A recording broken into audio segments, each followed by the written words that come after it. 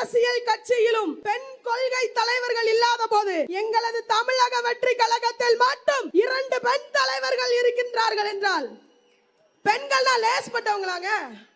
2 பெண் தலைவர்கள், வீரமங்கை வேலு நாச்சியார் வீரத்திற்கு விலை போனவர்கள், அஞ்சலை அம்மாள் தியாகத்தில் முடிசூடியவர்கள். எங்கள் தங்க தளபதி விஜயின் தியாகத்தையும் வீரத்தையும் சுட்டி காட்டும் 2 பெண் மூதாட்டிகள். எங்க முப்பாட்டிகளை பத்தி பேச போறேன். ஆயுதம் ஏந்தி போர் புரிஞ்சவங்க தான் வீரமங்கை வேலு நாச்சியார். பிரிட்டிஷ் படையை முதலாக எதிர்த்து ஆங்கில கொடியை இறக்கி அனுமன் கொடியை ஏத்திய மூதாட்டி.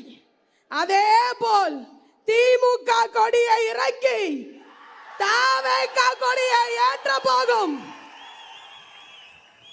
எங்கள் அண்ணன் வெற்றி தளபதி விஜய் அவர்கள் வேலு நாச்சியாரை கொள்கை தலைவராய் ஏற்றிருக்கிறார் என்றால் எப்படி வேலு நாச்சியாரின் போர் படையில் தோழி குயிலி சிவகங்கையை மீட்பதற்காக தன்னுயிரை மாய்த்தாலோ தமிழகத்தை மீட்பதற்காக இங்க கூடியிருக்க எங்க அண்ணன் தம்பி அக்கா தங்கச்சி எல்லாரும் எங்கள் தளபதிக்காக என்ன வேண்டுமானாலும் நாங்கள் செய்வோம் என்பதற்கு தான் வேலு நாச்சியார் மூதாட்டி அவர்கள் எடுத்துக்காட்டு.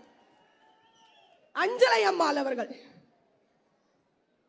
வயிற்றில் கருவை சுமந்து கொண்டு சிறைவாசம் சென்றவர்கள், கட்சிக்காக தன் சொந்த வீட்டை விற்றவர்கள்.